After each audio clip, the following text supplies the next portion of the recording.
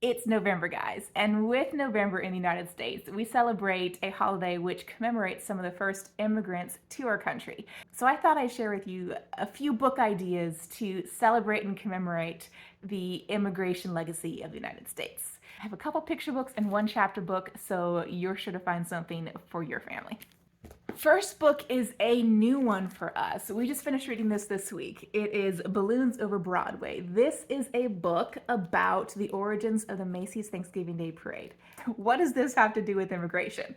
Well, the Macy's Thanksgiving Day Parade originated because the Macy's department store wanted to help their employees celebrate and commemorate some of the festivals that they were used to back in their own home countries. All around the world, there are cultures that celebrate holidays in the town square with singing and dancing and all sorts of decorations and festivities. So they went to an immigrant from England and asked him to put together a parade for their employees.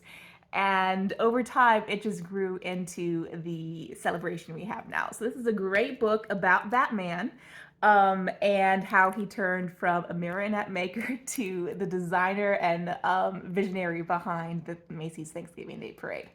Another book which we discovered this year was Her Right Foot. We all know about the American iconic Statue of Liberty, but there's some amazing symbolism behind it that I never heard of or thought of until I read this book. She is walking. She is not stationary. And so this book is a great book that goes through, yes, the origin of the Statue of Liberty, but then has you as the reader think through, why did they design her this way? And why in the world is she walking?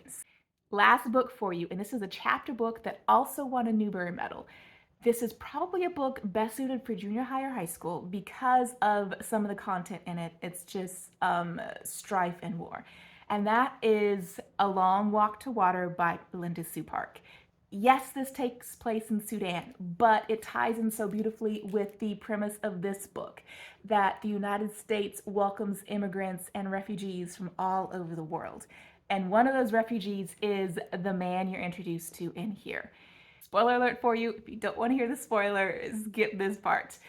This is a dual point of view talking about the true life of a young man who later immigrated to the US. And once he grew up in the US, he decided he wanted to return to his country of Sudan to help bring fresh water to remote villages. So the Long Walk to Water is a young woman who twice a day has to travel round trip to a watering hole to bring water back to her village, to her family, so they actually can survive.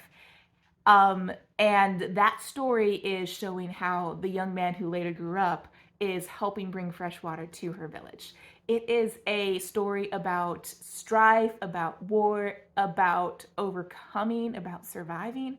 It is an amazing story. And then when he is one of the few who gets invited to the US as a refugee, as a young man, he meets a family over here who helps establish him. And then later helps his dream come true of bringing water to a lot of people. So amazing book. Highly recommend it, but just keep in mind there is war scenes and death in here. So sensitive younger children probably should not be reading this. I know those book ideas are a little bit different than you would typically expect for November or Thanksgiving book list. So I've got one more for you if that's something you really want. And that is the book Bear Gives Thanks by Karma Wilson. This is a fun story for the younger kids who don't have a great attention span. My 1-year-old really loves this book, loves all the animals in this book, and just loves seeing them interact and different voices that I have. So yes, this is a Thanksgiving type book teaching you to be grateful for what you have, and even if you don't have anything, shows you share what you do. If you'd like my ideas, be sure to bump that like button, give me a thumbs up, help this video spread to more people. It's actually really good.